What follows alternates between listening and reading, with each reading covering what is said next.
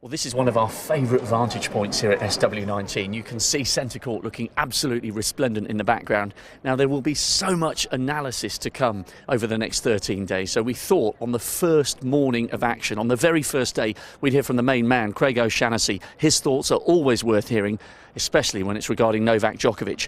I mean, Craig, it's stating the obvious, but what Djokovic has done and the level to which he's raised his game since winning here last year has been nothing short of extraordinary.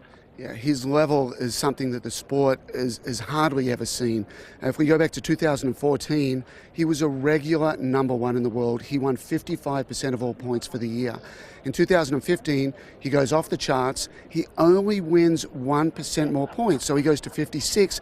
And at the start of this year, basically perfection, he takes that to 57%. So while we see an amazing tally in the matches, it's in the points, it's just 1% more, and that's what our sport's all about. But the headline from that is it might only be 1%, but he is continuing somehow to get better and better. Now, you've done some analysis of last year's final against Federer, and once again, it makes very ominous reading for his opponents. Yeah, so it's almost like you're playing two opponents. So first of all, you've got Novak on the other side, and he's probably bringing his A game. For Federer last year, he's trying to bring his A game, but Djokovic makes him play worse. It's his B game or his C game that turns up. So the numbers from last year's final, if we remember Roger to the final, did an extremely good job. So here's 4 areas where Novak really hurt Roger in that final. So baseline points won to the final for Roger was 53%. It doesn't sound like a big number, but it's actually a very good number.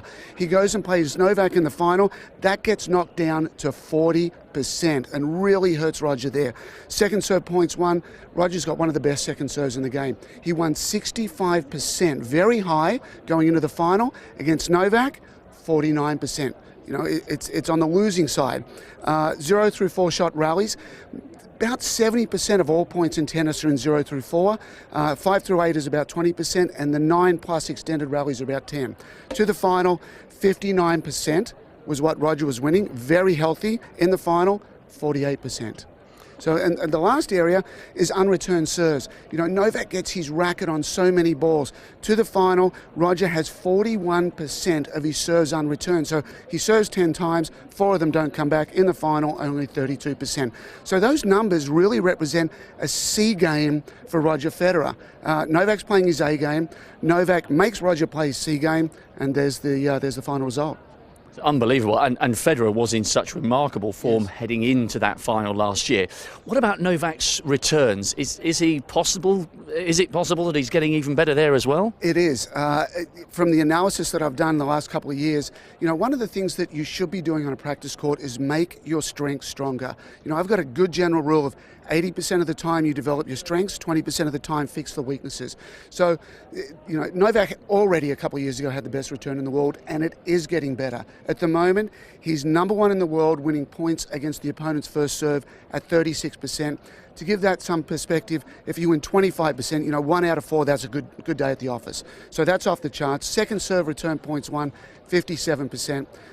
Ridiculous. And return games won at 36%. So the 3 big areas on the returning side, Novak is increasing his lead there, and he's absolutely the number one in the world in those areas.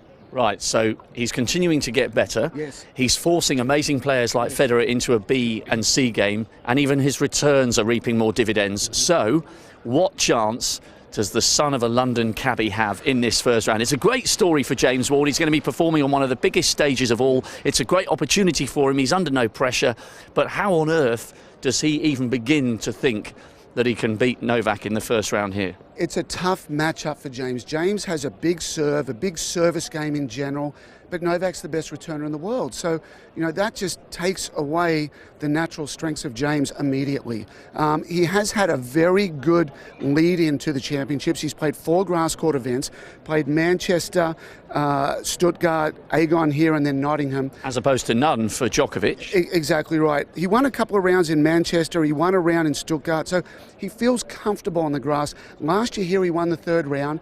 After that he had his career high ranking of 89 in the world. He's 177 at the moment. So the form's not there. The effort is certainly there in getting ready for the grass, but wow, this is such a tall order, because the things that he wants to do well are just taken away by the number one player in the world.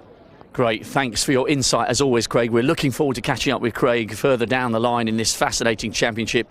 The headline is, well, it's no surprise, Djokovic is looking absolutely awesome, and he should make very, very short work of James Ward.